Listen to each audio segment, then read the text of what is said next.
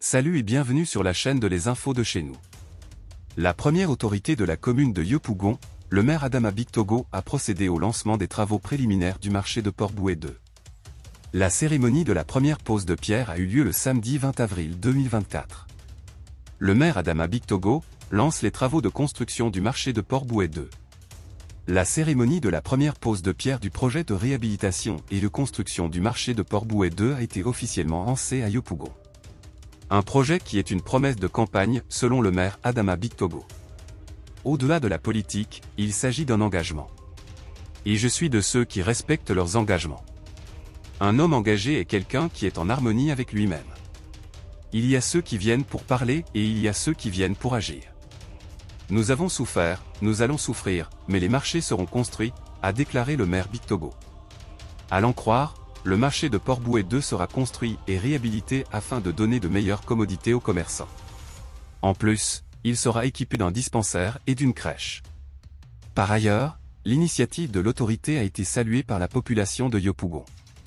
Pour elle, cette démarche de l'autorité communale montre sa détermination et sa disponibilité à être aux côtés de la population chaque fois qu'il le faut.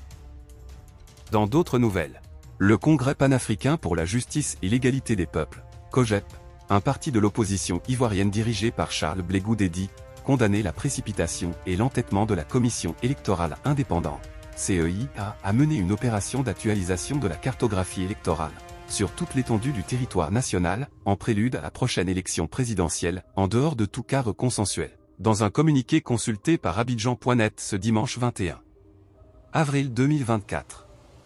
Cette opération qui a débuté depuis le 1er avril 2024 à l'initiative de l'organe en charge de l'organisation des élections en Côte d'Ivoire, la CEI, semble ne pas trouver l'approbation ou l'assentiment de plusieurs partis politiques du pays.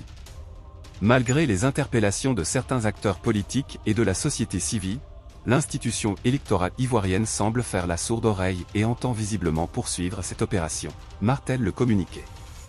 Pour le COJEP, la mise à jour de la cartographie électorale est une opération intimement liée à l'établissement du répertoire des lieux et bureaux de vote et à l'identification des centres de révision de listes électorales, dans la perspective de la prochaine révision de la liste électorale.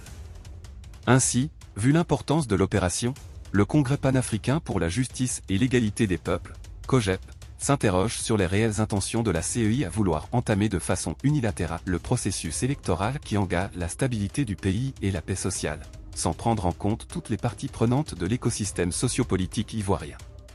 À en croire cette note du parti de Blé Goudet, la poursuite de cette opération jusqu'à son terme sans la prise en compte de la vision commune et consensuelle, consisterait à faire le lit d'une nouvelle crise dans notre pays, alors que la CEI peut grandement contribuer à nous en faire l'économie. Le COJEP a également invité le gouvernement à ouvrir des discussions avec l'ensemble des partis politiques et la société civile, afin de réunir de façon consensuelle les conditions d'élections justes, équitables et sans violence. Le COJEP réitère sa position sur la nécessité de la mise en place d'une commission électorale véritablement indépendante, débarrassée de toute pesanteur partisane tout en invitant les Ivoiriens et toutes les parties prenantes du processus électoral à une prise de conscience collective afin d'éviter à notre pays une autre crise électorale. Si vous avez aimé cette vidéo, merci de liker, partager, commenter et surtout vous abonner à la chaîne. Et on se retrouve très vite pour une prochaine vidéo.